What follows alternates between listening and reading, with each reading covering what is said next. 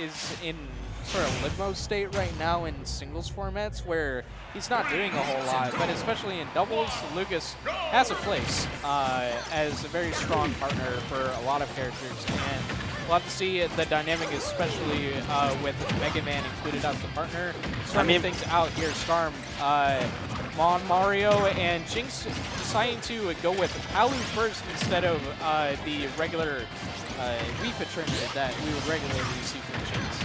Well, usually you would see like Jinx swap around characters in doubles. Maybe just because he kind of feels like it. And you know what? Why not have fun in doubles? I literally went K-roll in doubles, so just might as well have some fun with it. Yeah. I mean, they also want to at least make a really good placement here. Wants to have a good variety of competition. At least if I'm not going to get like a huge money reward out of this, which they could, but it's all about wanting to get further and play more exciting matches. And seeing here, pulling out the left trap. Both teams looking quite even here, though it's swinging a bit far back on the blue teams. And here, first stock going down is going to be rDNA's. Sockem16 not going to die to Skarm's back throw, which is kind of surprising at that percent, but you know what, we take those. But still going to die to Jinx's dash attack here. And now we see that Jinx and Skarm have a bit of a lead, and if they can keep them up, then they might just be able to take the game. But it's still too early to count him out. Yeah, we saw a classic from rDNA. He loves going for those ledge trumps with Mega Man, especially ledge trump back air is so strong. But that's something you got to know.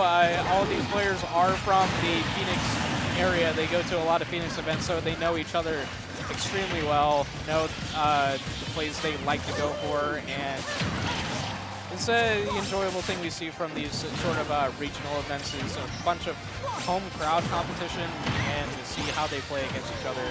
Big edge guard opportunity here for Skarm. He's going to attempt getting the cape on that recovery from Sockem, but angling a little low, automatically going to lose that stock. But Jinx on his last stock already. Here's Palu. Yeah, it's a pretty nice tag with the down air from Sockem16 right there.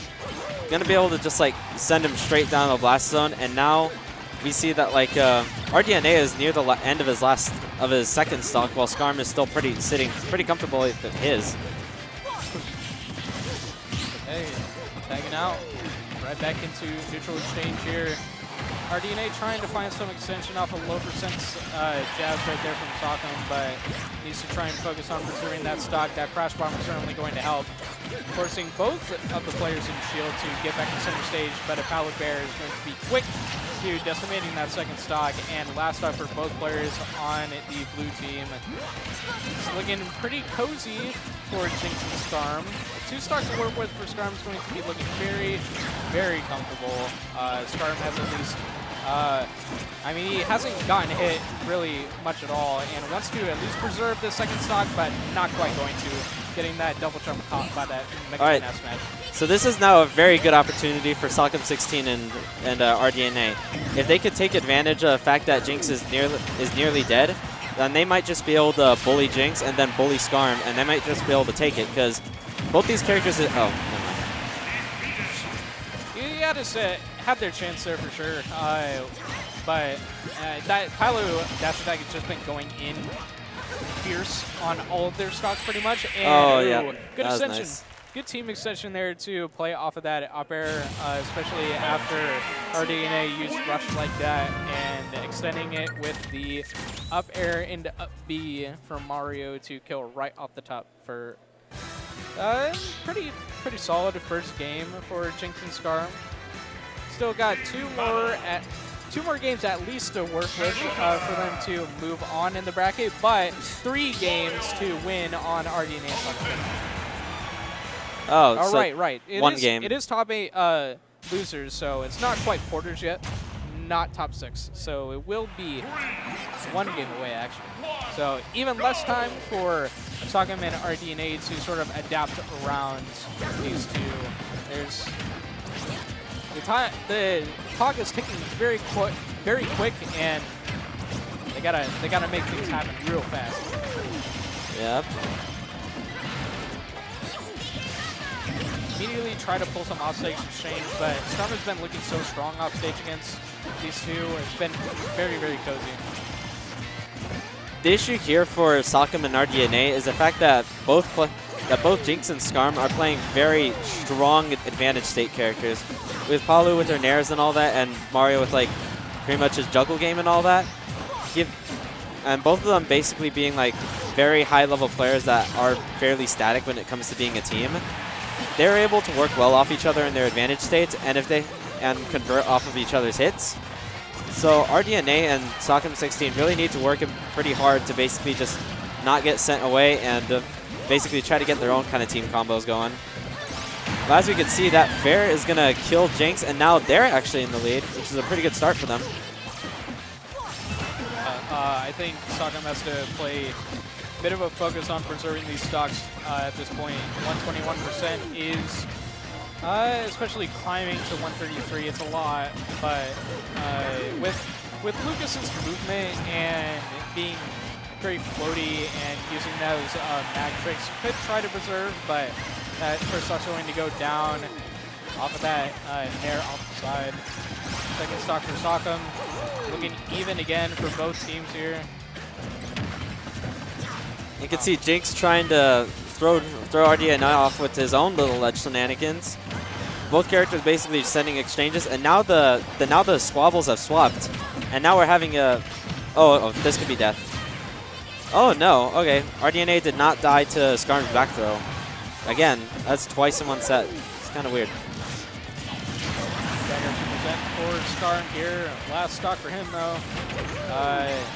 Things are looking a little better here. I mean, especially despite the fact that all of these players sort of play a lot, the team dynamic of something like Mega Man and Lucas is still quite wacky, but especially it's not that great to PK fire your own teammate when they have to rush high against the offstage that Jinx was presenting there. So unfortunate spot, and especially now, rDNA is sort of rushing into making it back to center stage against these two advantage state demons right here. Okay, now that Jinx has died, it's a little bit more in favor. Again, if Sockem can focus on trying to preserve his stock, then this might. Oh, taking that second stock right out of there. Still fairly even game, but. Oh, the Sockem's off stage. This could be very bad. No, okay. Made it back, avoiding the Mario forward throw. Forward air. At least to try and reset something with that crouch bomb, but actually just getting a spike trade off of that forward air from Skarm.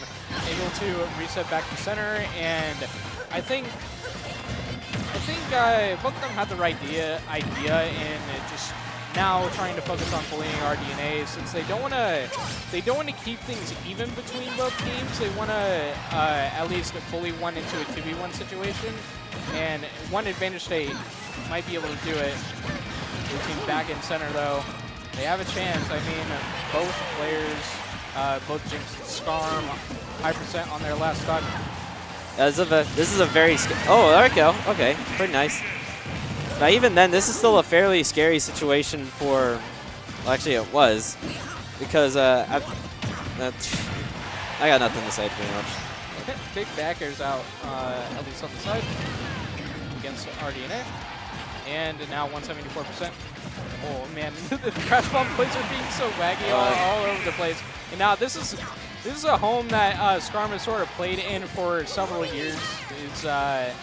He's fine playing from behind like this. He knows that the Mario comeback is scarier than ever.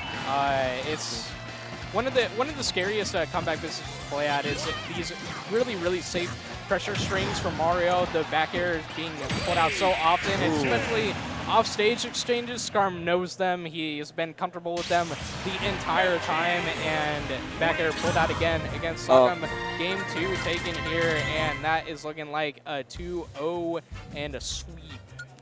Oh yeah, and they're just being told now that it's a best of 3. There we go. Big 2-0. I have a feeling that like Sockem definitely would have played a lot more careful in that 1v1 situation if he did know that. Yeah. But I mean, it's Well, I guess it's especially our stream render Zebus is just double checking just to make sure that it is like a best of 3 or best of 5. Okay, running it best of 5. It is top 8, so I think that makes sense for top 8 to be ran best of 5. At least give the other team a game 3 here. So you know what? Support Might as doubles well. as well. Yeah. So game 3 here for Sockem and rDNA. This is their last chance, and especially being reminded that, like, hey, it's best of 3, you're out of the bracket, and then being said, hey, it's best of 5 right after. You really got to make this game count. You can't give the other team any sort of chances. You just got some life breathed right back into you, knowing what kind of set it was. So this is got to really play hard to win. When it comes to like fighting both of these like advantage state demons, there's a possible chance that Sockem and rDNA could like take advantage of their projectiles a bit more. They also need to watch out for the fact that like both characters have fairly safe approach options, so they're gonna have to play a lot smarter if they're gonna play safe. But yeah, got the forward smash killing rDNA. Skarm already putting a read on rDNA's defensive options, doing the cave into a charge forward smash there, and man, he's looking so smooth off stage against Sockem. Completely doing really good reads on these Nair pickups from Sockem for recovery, and right back up on near Shoryuken to almost take out one character stock, but Explosive Flame going to catch Sockem slipping. The second stock here for Sockem now, both players on the blue team going down to their second stock. Jinx just losing his first, but Skarm has a lot of room to work with still. Unfortunately, doing fireball out of hit stun, going to be very vulnerable to PK fire, but immediately trying to take away Sockem's advantage state situation by pulling out the dash grab from Jinx, and right back to offstage again. Good tech. So this game has been like much more heavily favored in Skarm and Jinx. I feel like they definitely got more of a read when it comes to fighting Sockem and rDNA, and with like no change to the stage, or it seems like no change to their strategy at all, they're basically just taking advantage of anything they can, and they're just gonna basically turn any interaction situation into a you touch me, you die situation. Yeah, so yeah. Sockem and rDNA really need to mix up their game plan if they're gonna make it.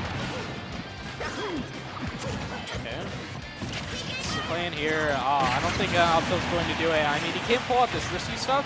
I especially don't think, you know, on last dog, some players will think it's like kind of fine to go for these really high reward risky options, but gotta play it as safe as possible. I mean, the safety might not have worked before, but it's going to be the most sound strategy to try and make a comeback in this situation. The deficit is kind of too large to do anything like super unsafe, and man, very strange, little cheeky warp teleport canceled there from Jinx, but resulting in a stock loss there as the Big A Fire sent him right to blast zone. Last stock here for the red team. Right now we have another do or die situation here. All players are now at one stock, and rDNA is in a very dangerous percentage. I feel like as long as Sockem and rDNA can like bully Skarm and keep away from Jinx's Palu, which Palu has a lot of really fast and easy kill options, then this could be their chance. Oh! Seeing the counter though, immediately flowing through that offense that Sockem was trying to present there. Very offensive, like very high recovery option from Sockem there, and